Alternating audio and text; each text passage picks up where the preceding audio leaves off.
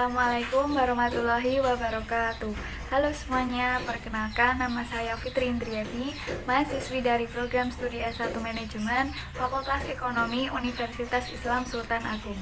Pada video kali ini saya akan memaparkan presentasi yang merupakan bentuk dari pemenuhan tugas mata kuliah Islam dan disiplin ilmu yang diampu oleh Bapak Dr. Hendes Haji Bejo Santoso, MT PhD. Nah, tema video kali ini yaitu tentang penciptaan manusia dalam perspektif Al-Quran dan sains. Penciptaan manusia menurut pandangan Al-Quran dan pandangan sains. Pandangan Al-Quran, setelah menciptakan langit dan bumi, Allah Azza wa Jalla menjelaskan penciptaan manusia dan jin dalam Al-Quran. Allah menciptakan manusia dari tanah, kemudian meniupkan ruh kepadanya. Penciptaan manusia dari tanah diterangkan dalam banyak ayat, di antaranya surah Al-Hijr ayat 26 dari lumpur hitam, Al-Hijr ayat 28 dari tanah liat kering, Ar-Rum ayat 20 dari tanah, Fatir ayat 11 dari tanah, Shad ayat 71 dari tanah liat, Quran surah Ghafir dari tanah, sedangkan surah Al-Furqan ayat 54 dinyatakan bahwa manusia diciptakan dari air. Al-Quran menjelaskan bahwa manusia diciptakan dari tanah dengan bermacam-macam istilah, seperti turab, tin, salsal, dan sulalah. Dapat diartikan sesungguhnya Allah menciptakan jasad manusia dari berbagai macam unsur kimiawi yang ada pada tanah. Pandangan sains, yaitu perlu diketahui ilmu sains dan Al-Quran sama-sama berasal dari Allah sehingga tidak akan terjadi kontradiksi. Menurut ilmu pengetahuan, dua komponen penting yang harus ada dalam permulaan terjadinya kehidupan adalah material genetika dan membran sel. Kedua material ini sangat bekerja sama dengan mendukung kehidupan. Di dalam keduanya materi tanah liat dominan. Secara ilmiah, tembikar adalah semacam porselen yang dalam proses reaksi kimiawi dapat digunakan sebagai katalis untuk terjadinya proses polimerisasi. Kata tanah kering seperti tembikar mungkin mengisyaratkan terjadinya proses polimerisasi atau reaksi perpanjangan rantai molekul dari asam-asam amino menjadi protein atau nukleotida menjadi polinukleotida, termasuk molekul desoksiribonukleik acid atau DNA, suatu materi penyusun struktur gena makhluk hidup. Adapun tiga unsur penciptaan manusia menurut Al-Quran. Yang pertama, air. Air menjadi komponen esensial dalam penciptaan manusia. Begitu juga makhluk lain yang ada di dunia. Hal ini seperti dipertegas dalam Al-Quran surah Al-Anbiya ayat 30. Yang kedua ada tanah. Dalam penciptaan makhluk hidup, termasuk di dalamnya manusia, beberapa ayat Al-Quran menyatakan pentingnya unsur lain selain air, yaitu tanah liat seperti diterangkan surah Al-Mu'min ayat 12. Ayat ini mengindikasikan bahwa tanah mengandung unsur-unsur yang diperlukan bagi proses kehidupan. Yang ketiga ada ruh. Dalam proses penciptaan manusia, ruh atau jiwa adalah yang paling terakhir dipasang ke dalam jasad manusia. Pemasangan terakhir ruh yang merupakan unsur non-material selain air dan tanah ini dijelaskan dalam Al-Quran surah As-Sajdah ayat 7-9. Adapun proses kejadian manusia menurut Al-Quran. Yang pertama, proses kejadian manusia pertama, Adam. Di dalam Al-Quran dijelaskan bahwa Adam diciptakan oleh Allah dari tanah yang kering, kemudian dibentuk oleh Allah dengan bentuk yang sebaik-baiknya. Setelah sempurna, maka oleh Allah ditiupkan ruh kepadanya, maka dia menjadi hidup. Hal ini ditegaskan oleh Allah di dalam firman-Nya, Quran surah Al-Hijr ayat 26. A'udzubillahi minasyaitonirrajim. Bismillahirrahmanirrahim. Walaqad khalaqnal insana min salsalin min hama'im masnun. Artinya, dan sungguh kami telah menciptakan manusia Adam dari tanah liat kering dari lumpur hitam yang diberi bentuk. Quran surah Al-Hijr ayat 26. Yang kedua ada Quran surah As-Sajdah ayat 7. A'udzubillahi minasyaitonirrajim. Bismillahirrahmanirrahim. Alladzi ahsanu kulla syai'in khalaqahu wa bada khalaqal insani min tin. Artinya, yang memperindah segala sesuatu yang Dia ciptakan dan yang memulai penciptaan manusia dari tanah. Adapun 6 proses penciptaan Adam. Yang pertama ada proses turab atau tanah bumi, yaitu pengumpulan tanah bumi dalam bentuk turab atau berdebu. Peringkat kedua, proses saripati tanah atau sulalah mintin, yaitu penyaringan debu tanah bagi mendapatkan saripati tanah yang suci. Peringkat ketiga, proses tanah melekat atau tin lazim. yaitu percampuran saripati tanah dan saripati air atau mani. Proses pengerasan dan pengeringan adalah 40 tahun. Peringkat keempat yaitu proses tanah berbau atau hama masnun, yaitu penyebatian dan diantara air dan tanah berlaku kekal selama 40 tahun. Peringkat kelima proses tanah keras atau salsal kalfakar, yaitu pembentukan struktur yang keras sempurna terbikar kekal 40 tahun. Surah Ar-Rahman ayat 14. Peringkat keenam proses peniupan roh atau nafs al-ruh, artinya perlengkapan dari aspek spiritual atau organ dan sistem lain berfungsi. Adapun proses kejadian manusia kedua yaitu Siti Hawa. Di dalam salah satu hadis yang diriwayatkan oleh Bukhari dan Muslim dijelaskan, maka sesungguhnya perempuan itu diciptakan dari tulang rusuk Adam.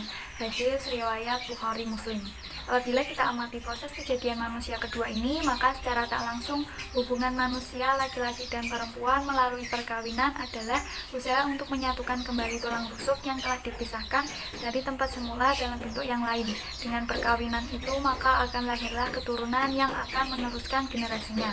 Proses ketiga yaitu proses kejadian manusia ketiga atau semua keturunan Adam dan Hawa. Penciptaan Bani Adam merupakan bukti bagi proses perkembangan manusia yang banyak. Di dalam Al-Quran, proses kejadian manusia secara biologis dijelaskan secara terperinci melalui firman-Nya Quran Surah Al-Mu'minun ayat 12-14. A'udzubillahi minasyaitonirrajim. Bismillahirrahmanirrahim. Wa laqad khalaqnal insana min sulalatin min tin. Summa ja'alnahu nutfatan fi qararin makin. Summa khalaqnal nutfatan 'alaqatan fa khalaqnal 'alaqatan mudghah. Fakhalaqnal mudghatan idaman fakasawnal idama lahman summa ansha'nahu khalqan akhar fatabarakallahu ahsanul khaliqin. Artinya, dan sesungguhnya kami telah menciptakan manusia dari suatu saripati berasal dari tanah. Kemudian kami jadikan saripati itu air mani yang disimpan dalam tempat yang kokoh atau rahim. Kemudian air mani itu kami jadikan segumpal darah. Lalu segumpal darah itu kami jadikan segumpal daging. Dan segumpal daging itu kami jadikan tulang belulang. Lalu tulang belulang itu kami bungkus dengan daging. Kemudian kami jadikan dia makhluk yang berbentuk lain. Maka Maha Suci Allah pencipta yang paling baik. Quran Surah Al-Mu'minun ayat 12-14. Adapun proses kejadian manusia menurut sains. Yang pertama, dari saripati tanah, manusia belum bisa disebut sebagai apa-apa. Menurut para saintis, kata hama atau lumpur hitam pada surat Al-Hijr ayat 26 mengisyaratkan akan terlibatnya molekul air atau H2O dalam proses terbentuknya molekul-molekul pendukung proses kehidupan. Kedua, ada nutfah atau air mani. Pengertian harfiah nutfah adalah tetes atau bagian kecil dari fluida atau cairan kental konsentrat. Dalam dunia sains merupakan konsentrasi fluida yang mengandung sperma. Disebut pula sebagai nutfatun amsyaj atau setetes mani yang bercampur. Ini mengandung arti percampuran dua nutfah atau benih, yaitu dari pihak laki-laki atau sperma dan dari pihak wanita atau sel telur ovarium. Ketiga, ada alaqah. Alaqah merupakan bentuk perkembangan praembrionik yang terjadi setelah percampuran air mani atau sperma dan sel telur. Jadi, alaqah merupakan tingkatan stadium embrionik yang berbentuk seperti buah pir, di mana sistem kardiovaskuler, sistem pembuluh jantung sudah mulai tampak dan kehidupannya tergantung dari darah ibunya mirip dengan lintah. Alaqah terbentuk sekitar 24-25 hari sejak pembuahan. Jika jaringan praembrionik alaqah ini diambil keluar atau digugurkan, memang tampak seperti segumpal darah. Yang keempat, tingkatan mudghah. Secara umum, mudghah diterjemahkan sebagai segumpal daging. Mudghah merupakan tingkatan embrionik yang berbentuk seperti kunyahan permen karet yang menunjukkan permukaan yang tidak teratur. Mudghah atau segumpal daging terdiri dari sel-sel atau jaringan-jaringan yang telah mengalami diferensiasi maupun yang belum mengalami diferensiasi.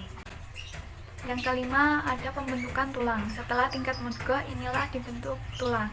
Ini sangat bersesuaian sekali dengan embriologi modern dewasa. Di dalam fase ini, embrio akan mengalami perkembangan dari bentuk sebelumnya yang hanya berupa segumpal daging hingga berbalut kerangka atau tulang. Keenam, pembungkusan tulang oleh daging. Janin mulai terbentuk setelah tulang dibungkus oleh daging. Pengungkapan fase ini dengan kisah yang berarti membungkus, dan lahm atau daging diibaratkan pakaian yang membungkus tulang, selaras dengan kemajuan yang dicapai embriologi yang menyatakan bahwa sel-sel tulang tercipta sebelum sel-sel daging, dan bahwa tidak terdeteksi adanya satu sel daging sebelum terlihat sel tulang. Yang ketujuh, bayi dalam kandungan. Tahap ini menandakan bahwa ada sesuatu yang dianugerahkan kepada manusia yang menjadikannya berbeda dari makhluk lainnya, yaitu ruh yang menjadikan berbeda dengan makhluk lainnya. Kemudian dilanjutkan dengan penyempurnaan pembentukan manusia. Demikianlah proses kejadian manusia melalui proses yang rumit dan rentan. Karena itu, keberadaan kita di alam ini hendaknya disyukuri dengan beriman kepada Allah. Ada pertanyaan, yaitu dalam proses kejadian manusia menurut Al-Quran dan sains, apakah terjadi perbedaan? Jelaskan dan bagaimana perkembangan proses kejadian manusia dan apa kesimpulannya.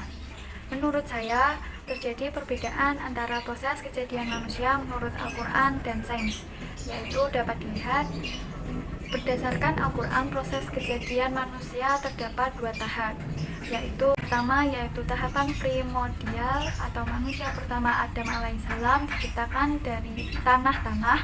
Yang kedua, tahapan biologi atau penciptaan manusia selanjutnya adalah melalui proses biologi yang dapat dipahami secara sains empirik. Sedangkan dalam ilmu sains, dalam ilmu kebidanan, proses kejadian manusia hanya berdasarkan pada proses biologi yang dapat dipahami secara sains empirik. Perbedaan kedua, dalam Al-Quran dijelaskan bahwa adanya proses nafkur ruh atau peniupan ruh. Sedangkan dalam ilmu kebidanan tidak terdapat proses peniupan ruh. Perbedaan ketiga, dalam Al-Quran manusia berasal dari saripati tanah yang dijadikan air mani. Sedangkan dalam ilmu kebidanan, manusia berasal dari pembuahan sel telur oleh sperma. Perbedaan keempat, dalam Al-Quran istilah proses penciptaan manusia yaitu nutfah, rahim, alaqah, mudghah, izam, dan lam, nasi'ah, khalqan akhar, dan nafkuruh. Sedangkan dalam ilmu kebidanan istilah proses penciptaan manusia yaitu trimester 1 atau periode germinal embrio dan fetus, trimester 2 dan trimester 3. Adapun perkembangan proses kejadian manusia menurut Al-Quran. Dalam gambar tersebut ada 6 tahapan proses perkembangan manusia. Yang pertama ada nutfah, kedua alaqah, ketiga mudghah dan izam dan lahm, yang keempat nasi'ah khalqan akhar, kelima nafkur ruh, yang keenam seterusnya penyempurnaan apa yang telah wujud. Selanjutnya, perkembangan proses kejadian manusia menurut sains. Dari gambar tersebut dapat dijelaskan oleh tabel di samping, yaitu bulan pertama hingga bulan ke-9. Bulan pertama, jantung dan susunan syaraf pusat mulai terbentuk. Bulan kedua, jantung mulai berdetak. Bulan ketiga, pada akhir bulan, organ-organ vital mulai terbentuk. Bulan keempat, tumbuh rambut halus pada seluruh tubuh. Bulan kelima, janin tumbuh cepat dengan panjang mencapai 13 cm. Bulan ke-6, ibu dapat merasakan gerakan bayi dalam perut. Bulan ke-7, organ vital selain paru-paru sudah berkembang baik. Bulan ke-8, lidah bayi dapat merasakan rasa asam dan manis. Dan bulan ke-9, bayi siap lahir kapan saja. Adapun kesimpulan dari pemaparan yang saya sampaikan yaitu manusia merupakan makhluk yang diciptakan oleh Allah Subhanahu wa Ta'ala di muka bumi ini dengan sebaik-baiknya makhluk, sebaik-baiknya bentuk, dan sebaik-baiknya umat untuk mengemban sebuah tugas yang mulia, yaitu beribadah kepada Allah Subhanahu wa Ta'ala. Ada banyak proses kejadian manusia, mulai dari diciptakannya Nabi Adam, Siti Hawa, hingga keturunan Adam dan Hawa, yaitu manusia sekarang. Dari paparan ini dapat disimpulkan bahwa informasi Al-Quran tentang asal kejadian manusia dari tanah adalah benar dan dibuktikan oleh penelitian ilmiah atau sains. Penciptaan wujud manusia yang sempurna juga diterangkan dalam surah Al-Mu'minun ayat 12 hingga 16. Menurut ilmu sains, proses penciptaan manusia ini melalui proses biologi. Kejadian manusia daripada sudut pandang sains tidak berbeda dengan perspektif Islam. Di dalam Al-Quran jelas menerangkan dengan terperinci kewujudan proses manusia itu sendiri. Secara ringkasnya, kejadian manusia itu dapat dikelaskan kepada 6 peringkat, yaitu nutfah, alaqah, mudghah, izam dan lahmu, tulang dan nafkum dan lahmu. Sedangkan menurut sains dalam ilmu kebidanan tidak terdapat proses peniupan ruh berasal dari hasil pembuahan sel telur oleh sperma, dan istilah proses penciptaan manusia yaitu trimester pertama atau periode germinal, embrio dan fetus, trimester kedua dan trimester ketiga. Terima kasih, sekian dari saya. Wassalamualaikum warahmatullahi wabarakatuh.